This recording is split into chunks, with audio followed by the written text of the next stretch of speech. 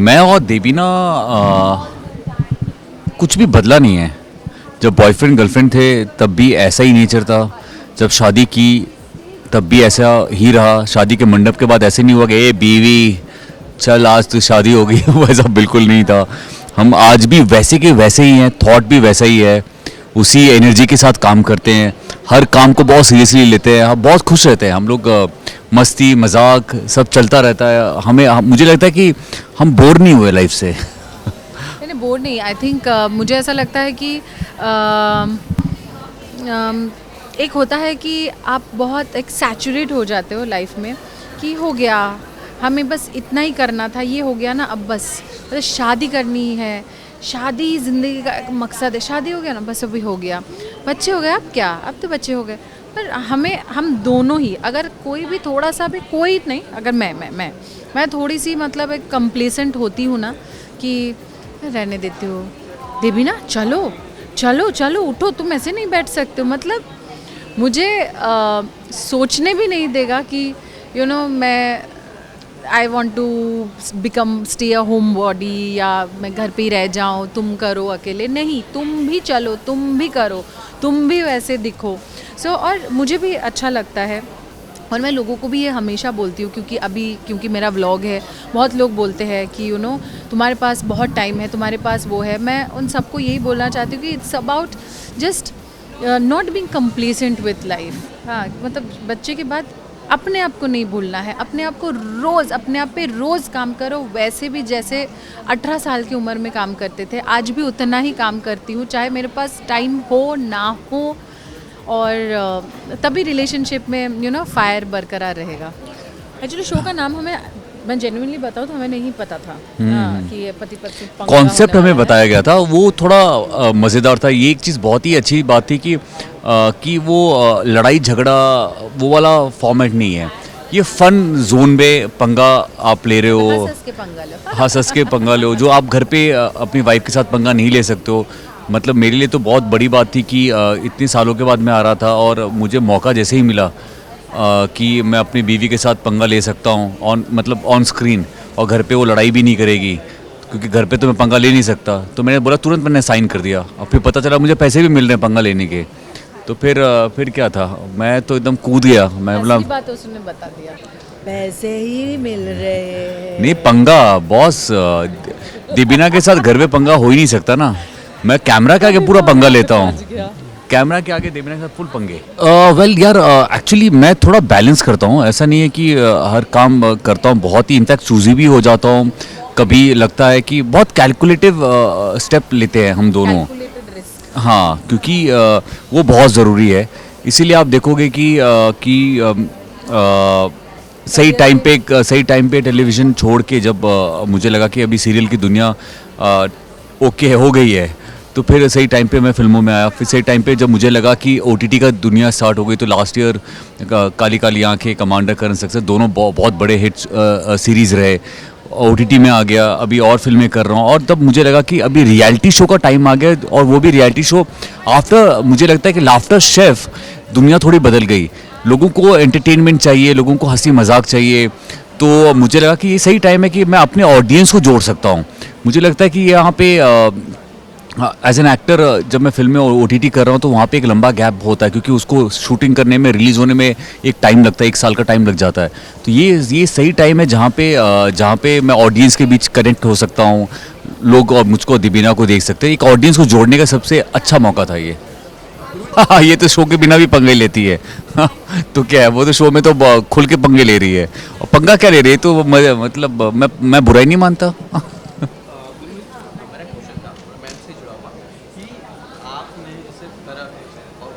I think मुझे लगता है कि आप अब जितना भी आगे बढ़ो, काम करो, उतना ही मुझे लगता है कि ग्राउंडेड रहना बहुत ज़रूरी है। ये आपको हर चीज़ में मदद करती है। जो लोग, पुराने लोग भी है, वो आपको पसंद करते हैं, आपको और हेल्प करते हैं आगे बढ़ने में। तो वो एक रीज़न है। मुझे लगता है कि जितना भी काम मैंने अपने डैड से सीखा है कि आप जितना आगे बढ़ो उतना झुका रहना बहुत ज़रूरी है। और एक्टर के लिए तो खासकर इम्पॉर्टेंट है कि आपको बहुत सोच समझ के, क्योंकि आप सच्चाई के लिए भी कभी लड़ोगे ना, अगर चिल्ला के सामने चिल्ला रहे होगे तो लोगों को बुरा ही लगेगा कि कि ये पक्का ये क्योंकि एक्टर है ना तो हक जता रहा है। तो इसलिए एक्टर के लिए लाइफ में ना बहुत सोच समझ के आपको बोलना पड़ता है, करना पड़ता है। और मेरा नेचर भी ऐसा है, ऐसा नहीं है कि मैं जानबूझ के करता हूँ, मेरा नेचर ही ऐसा है। मुझे लगता है कि क्योंकि जब मुझे सक्सेस मिला रामायण तक, रामायण में पहली बार सक्सेस मुझे मिला, उसके 5 साल पहले तक मैंने भागा दौड़ी की है। मैंने फेलियर्स देखे हैं रामायण से पहले तक कि काम मिलेगा कि नहीं मिलेगा। तो मुझे लगता है कि आज जितने भी लोग मेरे पुराने दोस्त हैं या लाइटमैन हो, कोई भी हो, मैं उनके साथ मैं बहुत ही ग्राउंडेड और मैं बहुत अपनापन मुझे महसूस होता है। मैं एक्चुअली देवीना को मैंने बोला तुम बंगाली ही तैयार होगी। और आप यकीन मानो कि देवीना की जो ज्वेलरी है ये ऊपर जो माथे पे लगाई है वो मैंने लगाई है, साड़ी इनको मैंने खुद पहनाई है, और जो माथे पे ये जो उन्होंने बंगाली स्टाइल पे बनाया ये मैंने खुद चिपकाया है। और बाकी लिपस्टिक और ये सब तो देवीना ने। कभी तुमने तो नहीं मेकअप नहीं करना आता, कॉफी भी तुम ही बना के लाए हो। बट नहीं, मैं बिना आज सच बोलना, नहीं तो हमेशा लोगों को लगता है मैं मजाक करता हूँ। हर बात पे एक्साइटमेंट। सही यार तू तो बदलाने। हम भी अब वो फिल्म देखते हैं, पसंद करते हैं, एंजॉय करते हैं। तुम फुटेज लेना चाह रहे हो, गाना गा के भी आके लिए माइक पकड़ के अपनी तरफ रख के, यही नहीं तुम बोलो। यही एक्साइटमेंट है, ये एक्साइटमेंट ही है गुरमीत को, जो गुरमीत बनाते हैं। तो इधर भी वो आगे पढ़ के बोल दिया कि इन्होंने ही किया। बट बंगाली ड्रेस में बहुत अच्छी लगती है। आई थिंक चैनल का ही पूरा। अच्छा, पति भूल गई। मैंने कितना बोला चैनल से मैं लड़ा कि देवीना बंगाली में ही तैयार होगी तुम, और बंगाली बात करोगी। मंजुलिका बिल्कुल नहीं दिखाना तुम्हें अपना असली रूप, तुमने वहाँ पे मंजुलिका रूप दिखाया तुमने। अगर ये लोग फार्मर बनाते तो फार्मर बन के बैठते इधर। बिल्कुल, क्योंकि ऑफ कोर्स क्योंकि मेरे दादाजी फार्मर थे। बोलो आगे। बहुत अच्छा लगता है एक्चुअली आप लोगों से, आप हम जब इस तरीके से बात करते हैं कि सबसे पुरानी है, तो एक्चुअली ऐसा लगता है that we have grown up. मतलब यही अभी एक्चुअली हमारा परिवार है। आप लोग हमारे परिवार हो, क्योंकि और आप लोगों के थ्रू जुड़े हुए जो ऑडियंस है, उस ज़माने में जब सोशल मीडिया नहीं था, जब सिर्फ लोग दोपहर का वेट करते थे हमसे मिलने के लिए, तो उस टाइम से जो ऑडियंस जुड़े हुए हैं वो इतने ऑनेस्ट है कि वो आज भी है, एंड दैट्स सो वंडरफुल। और सो थैंक्स टू एबीपी कि उस टाइम पे जब सोशल मीडिया नहीं था, तो मतलब सेट पे पहुंच के हमें, हम ये नहीं भूलना चाहिए। मैं बहुत अक्सर हमारे करियर के हर मोड़ पे हमने बोला है, एबीपी हमारा पहला इंटरव्यू आप लोगों ने लिया था जब हम रामायण के सेट पे थे, और पहली बार इंटरव्यू हो रहा था, और हमने सबसे पहले एबीपी को इंटरव्यू दिया था। हम बहुत डरे हुए थे, बच्चे थे, और हम इंटरव्यू दे रहे थे तब संदीप पांड्या जी होते थे, और वो तब स्टार होते थे। तो उनको देख के हम भी सोच रहे थे वो हमारे इंटरव्यू लेने आए हैं। सो मुझे आज भी याद है, इनफैक्ट वो वीडियो काफ़ी यूट्यूब पे भी चलता रहता है, जहाँ पे मैं और देवीना रामायण कर रहे हैं।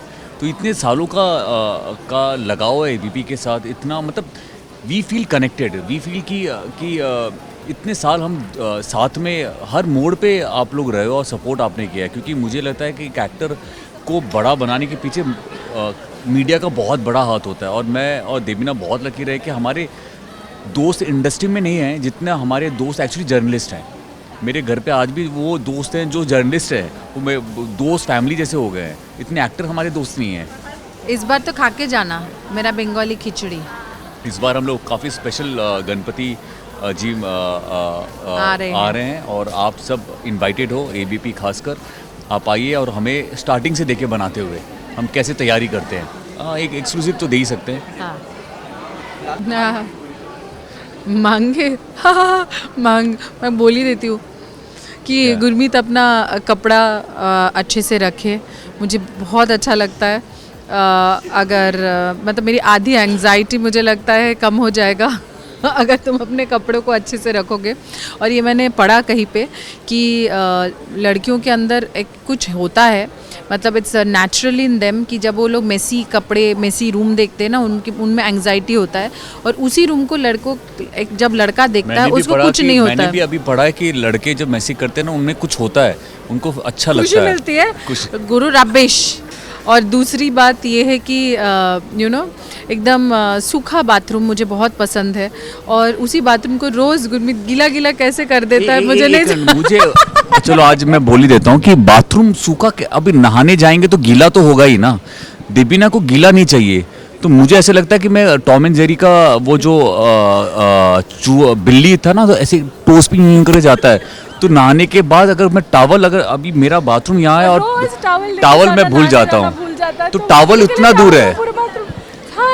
दीपिना ने घर इतना अच्छा लिया है कि बाथरूम इतना बड़ा है कि टावल वहाँ है, तो मुझे ना 5 बार सोचना पड़ता अभी गीला देखेगी, तो मैं दीवारों पे चढ़ता हुआ, लटकता हुआ, उल्टा लटकते हुए जाके टावल लेता हूँ, फिर उल्टा लटकते हुआ आता हूँ, फिर मैं पोंछता हूँ।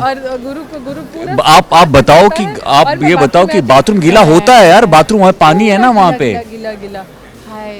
मेरा कंप्लेन ये है कि देबिना को बोलने के लिए कि बाथरूम गीला हो सकता है, तो मुझे माफ़ करो, मैं थोड़ा कभी कभी गीला करूँगा बाथरूम। और दूसरा ये कि मेरे जो कपड़े हैं वो 2 बार पहनने के बाद तीसरी बार मुझे दिखते नहीं हैं, वो कपड़े गायब हो जाते हैं। फिर देखता हूँ कि मेरा हेल्प पहन के मेरे सामने से कपड़ा जा रहा है पहन के। मैं बोलता ये तो बहुत महंगे कपड़े थे, उनको भी कपड़े देते हैं, ऐसा नहीं कि हम उनको बिल्कुल नहीं देते, लेकिन इंडिया से बाहर लाया हुआ एक कपड़ा जो मैंने बहुत दिल से खरीदा था वो कपड़ा पहन के नहीं पहना, मैं अज्यूम कर ली तो नहीं पहनेगा, मैं दे देती हूँ। मेरा हेल्प, मेरा बॉय नए नए कपड़े, नए जूते पहन के मेरे कपड़े मेरे सामने, अब मैं क्या बोलूँ उसको, उतार, मन तो करता है कि उतार। मैं इसको ड्राई क्लीन में दे के धो धा के मैं पहन लूँ, कुछ अच्छे तुझे नए नए कपड़े दे दूंगा।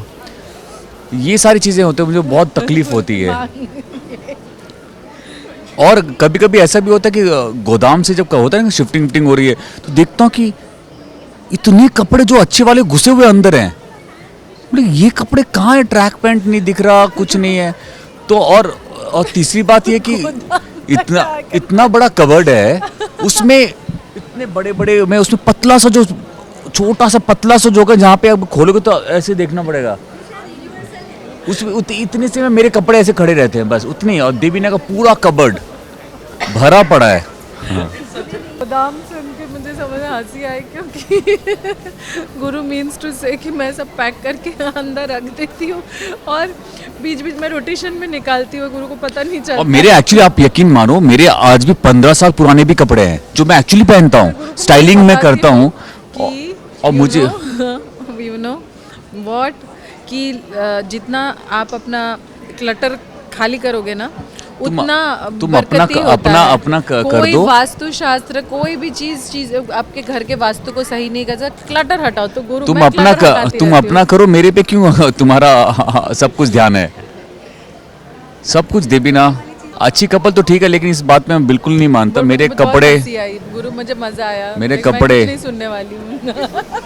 और मुझे शॉपिंग इतनी पसंद नहीं है जेन्युइनली। आपको मैं बताऊं, मैं आज तक बहुत सारी चीज़ें सारे गिफ्ट किए हुए हैं, मेरे फैंस जो देते हैं वो भी मैं पहनता हूँ। मैंने भी गिफ्ट देबिना, मुझे कपड़े शॉपिंग करना बिल्कुल पसंद है। हर चीज़ जो होता है ना वो मतलब वो सारे चीज़ें मुझे गिफ्ट में मिलते हैं, जो मैं चाहता हूँ। मुझे पता नहीं कैसे क्या वरदान है कि करीबन रामायण से मेरे वॉचेस, मैंने एक बार सोचा कि कौन सी वो घड़ी है, तो मुझे तो पता भी नहीं वो कौन सी घड़ी जो बहुत महंगी है, 20-30-40, हाँ रोलेक्स।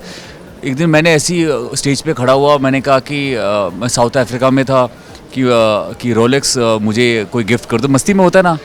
और 3-4 साल के बाद किसी ने मुझे 40-50 लाख का रोलेक्स, मुझे एक ऐड शूट कर रहा था, उसका ओनर आया हुआ था और कहा जाता है ना कि आप अपनी घड़ी खोल के किसी को दे दो तो आप एक अच्छा समय आप दे रहे हो। 30-40 लाख का रोलेक्स मुझे दे दिया, तब तक मुझे समझ ही नहीं आया, बाद में पता चला। तो एक्चुअली मैं इतना लकी हूँ कि मुझे कपड़े सब कुछ मिल जाते हैं, फिर पता चलता है कि वो रोलेक्स कोई और पहन के जा रहा है। गुरु अभी ओवर हो गया, हाँ ये माइक दे देने का समय आ गया। चलो ओके बाय, फिर मिलते हैं। Thank you so much.